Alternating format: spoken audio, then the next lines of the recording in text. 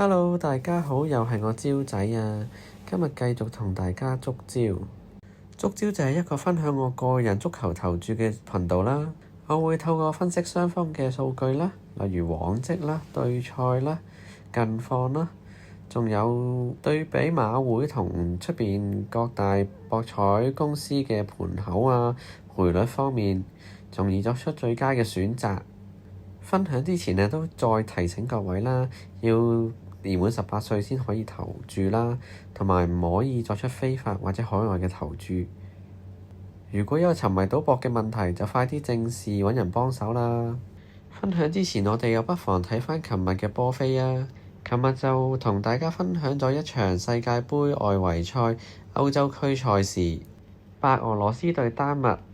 丹麥讓球呢就讓2球2.5球，我就要咗上盤。咁呢場呢就輕鬆收錢啦。事關丹麥半場呢已經贏住4球啦，全場就6-0。呢個接近有2倍嘅讓球上盤都幾和味啊！嗬。既然我哋已經連下2成，今晚希望戴埋頂帽嚟個帽子戲法啦。今晚總共揀咗3場比賽，我就逐場同大家分析。最有信心嗰一場就擺到最尾。唔知大家會唔會聽到最尾呢？首先第一場呢，就唔係國家隊嘅賽事，係荷蘭乙組聯賽，阿梅爾城啊主場迎戰維迪斯。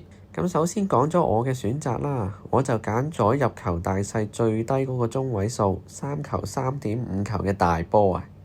咁首先睇睇荷乙個聯賽榜啦，阿梅爾城踢咗9場，贏3場和0場，就輸咗6場。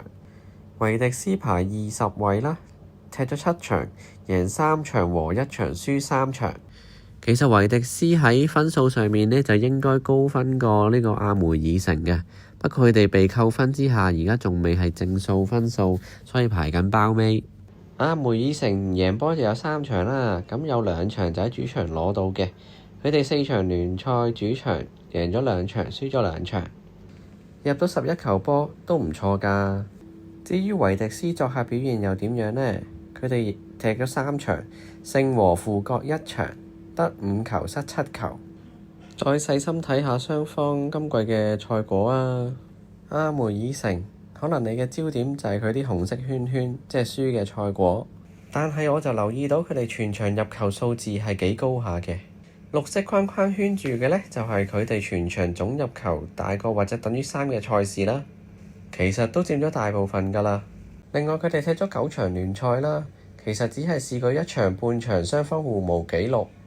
阿梅爾城呢隊波基本上每場都有波入㗎。如果佢哋入唔到波，你就要擔心嗰場波要開細啦。呢度就俾大家睇埋佢哋嗰4場嘅主場聯賽嘅賽果。至於作客嘅維迪斯比賽果又係點樣嘅呢？其實我哋之前都買過佢哋嘅賽事。唔知你又有冇印象呢？如果冇唔緊要啊，我哋再睇多一次。維迪斯嘅賽事同阿梅爾城嘅比賽都類似嘅，佢哋都會同對方鬥入波。綠色框框圈住嘅呢，就係佢哋總入球數3球或以上嘅賽事。除咗第一場俾人0-4橫掃之外呢，佢哋其餘嘅賽事都同對方互有進賬。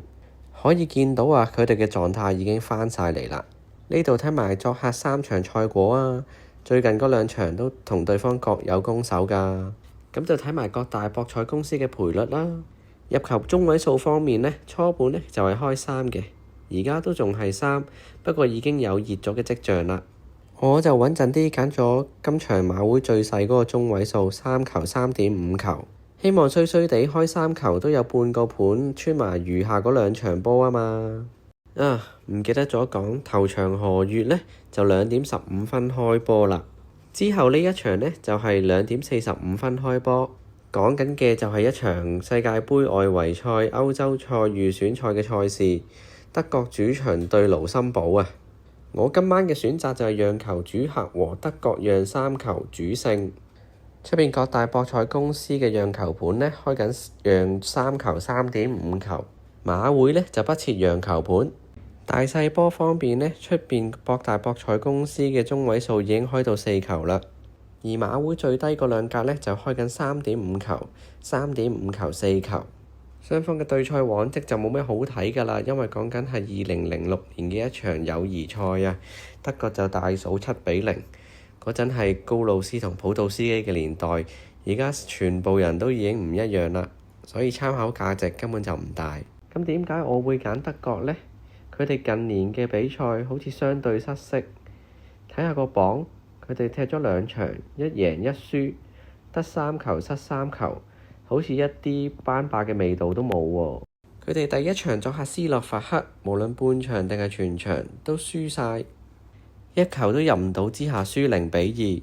之後返到主場對北愛爾蘭呢，就表現好啲啦，全場3-1贏咗波。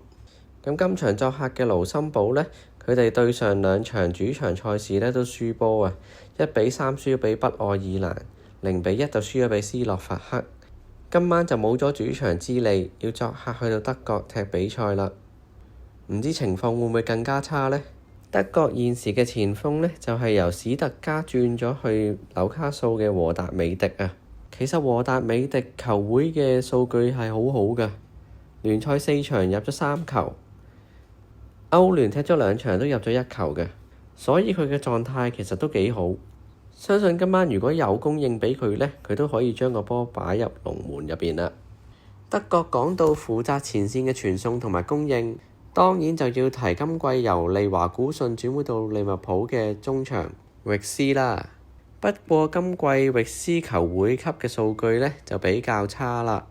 暫時英超呢，佢就綽號007，踢咗7場都未有入球或者助攻。再加2場歐聯都係未有任何嘅助攻或者入球數據，但係如果你有睇佢比賽，你就會知道佢嘅傳送都係咁厲害，你就知道佢傳送嘅能力呢一樣係同之前咁好嘅。好似啱啱嗰場英超，佢第一腳斯丹轉身傳送就餵到沙拿入去龍門口，只係沙拿把握唔到啫。再之前一場歐聯，佢嘅個人精華直頭剪到球王片咁樣啊！所以德國其實前鋒狀態又好，中場傳送又正。今晚盧森堡睇怕都好難避免要大敗一場啦。嚟到最後一場，我今晚嘅心水場次又會係邊一場呢？就係同德國同樣2:45開波嘅法國對阿塞拜疆。呢場我嘅選擇呢，就係讓球主客和，法國讓4球嘅主 win。呢場出邊博彩公司嘅讓球盤呢，就一致開緊讓4球4球半。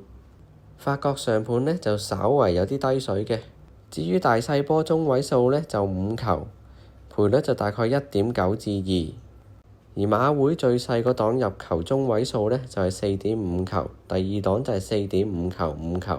小組積分榜呢，法國就2戰全勝得4失1。而阿塞拜疆呢，就2場比賽1和1負得1失6。法國第一場比賽呢，就作客烏克蘭就贏咗2-0，第2場返到主場呢，就2-1贏冰島嘅。不過呢場其實就冰島入波先，法國之後就連追2球，之後法國就攞咗個紅牌打少1個，咁賽果就維持2-1完場。而阿塞拜疆呢，第一場作客冰島就輸5球咁多嘅。第2場返到主場就1-1打和烏克蘭。今晚要作客法國，佢哋真係可以失少過4球咩？我就真係唔樂觀啦。以上就係今晚3場波嘅分析。呢度就係我條波飛，阿梅爾城3球3.5球大波，法國讓球主客和-4主 win， 德國讓球主客和-3主 win。因為我覺得今晚最難搞嗰場應該係阿梅爾城。佢哋可能只係入3球，不過已經有半格箍筍，所以我就決定3串1就直接去馬啦。希望個利潤可以大啲嘛。唔知今晚有冇揀中你嘅心水賽事呢？你嘅心水又同我嘅投注方式一唔一樣啦？如果一樣，不妨訂閱我，再撳埋個鐘仔。咁如果我有片，再睇下我哋下次分析係咪一樣有共鳴啊嘛。如果唔一樣，不妨喺下邊留言話我聽你有啲咩睇法，可能你嘅留言就係我嘅盲點所在，大家互相交流，有傾有講，視野先至夠闊㗎嘛。喂，應承我，如果聽日我條波飛中咗，返嚟撳個 like 啊！咁我哋就傾住咁多，下次再講波，拜拜。